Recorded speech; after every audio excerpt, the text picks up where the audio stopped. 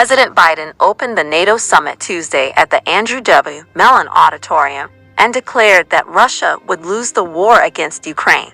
Make no mistake, Russia is failing in this war, Biden said. Russia will not prevail. Ukraine will prevail. Biden also announced Ukraine would get 5 additional air interceptors, which comes after a Russian missile strike on Akhmed, the largest children's hospital in Ukraine. The initial attack wounded more than a dozen children, including young cancer patients. NATO leaders will gather Wednesday and Thursday at the Walter E. Washington Convention Center to draft a joint communique on policy. The most contentious part of the discussions between leaders will be Ukraine and how to support the nation in the war against Russia.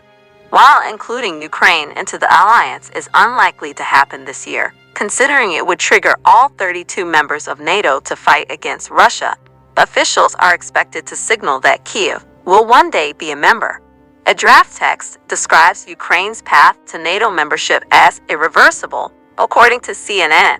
NATO Secretary General Jens Stoltenberg said Tuesday the children's hospital strike was spurring the need to act this week.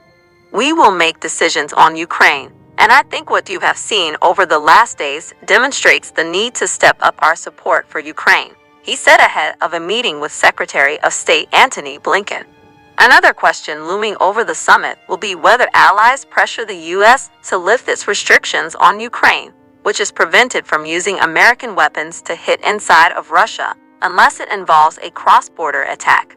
Allies will also debate defense spending. A record 23 allies have reached the target goal of 2% of economic output.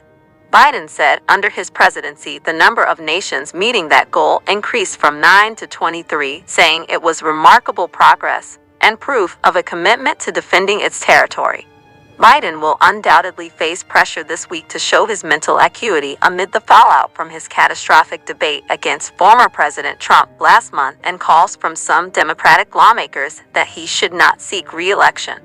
It's unclear if any top European allies in NATO are concerned about Biden.